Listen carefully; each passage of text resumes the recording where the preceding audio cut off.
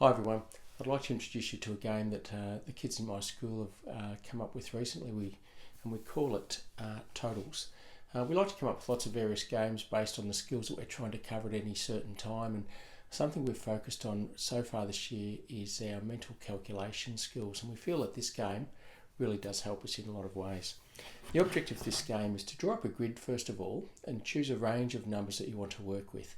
It could be 0 to 10, 0 to 20, 0 to 30, 40, 50, whatever range, 50 to 100. You could even go with decimal numbers. You decide what range you're going to use depending on the ages and abilities of your children. For our purposes today, I've just drawn up a chart. I've put random numbers in the range 0 to 50. The object of the game is to roll 3 dice, then make an equation that enables us to cover one of the numbers. So for example, if I rolled a 3, a 2 and a 5, I might say 3 times 2 is 6, 6 times 5 is 30. If there's a 30 there, I can cover it up. I could say 2 times 5 is 10, 10 take away 3 is 7. If there's a 7, I can cover it up. You can play this in a number of ways. First of all, as I said, change the number range to suit the ages and abilities of your children, but then you might make it you might play in pairs. Who has the most numbers after all the board has been filled?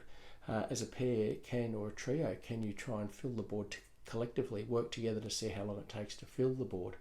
You might have a different colour for each person, who has the most colours by the end. You could play it so you get 4 in a row in either direction. It's not necessarily about who wins, it's about coming up with equations to cover up different numbers. I'll do a bit of a demonstration here to show you what it looks like. Okay, here's how we play. I've chosen to use 10-sided dice today because it gives us a lot more variety. And also I'm using a chart that goes up to random numbers up to 50. Once again, choose what suits your age and ability of your children. I roll, and I've got a 4, a 0 and a 2. Important to point out here now that it doesn't have to be this number, then that one, then that one. I can interchange them. I could say 2 times 4 is 8, and if there's an 8 there we go. It's pretty simple. Over to my partner, in any order, a 5, a 4 and a 3. You can add them all together. 5 and 4 is 9, 9 and 3 is 12. There's a 12, that was a quick and easy one. Back to me, a 6, an 8 and a 4. Now for some of the older children, they might go 6 times 8 is 48. 48 take away 4 is 44, and here we go there. So once again, don't expect your younger children to be able to do that, but you can modify it to suit. Back to the blue person, 3, 1 and 1. 3 plus 1 and 1 is 5. I can't see a 5 there. Maybe if I try something else.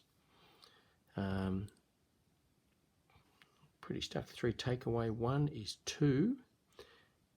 2 take away 1 is 1.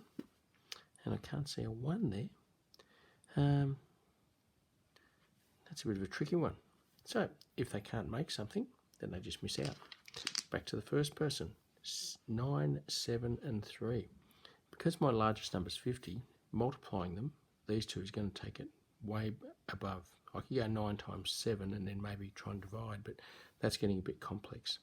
I might just say 9 plus, 7 and 3 makes 10. 10 and 9 is 19, and there we go. So we can keep playing in any way, shape or form.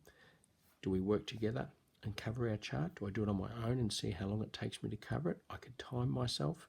I can increase the number range. I can make it numbers between 50 and 100. The sky's the limit, but it just creates good number sense and ability to create number equations using the 4 operations. I hope you enjoy this game. Cheers.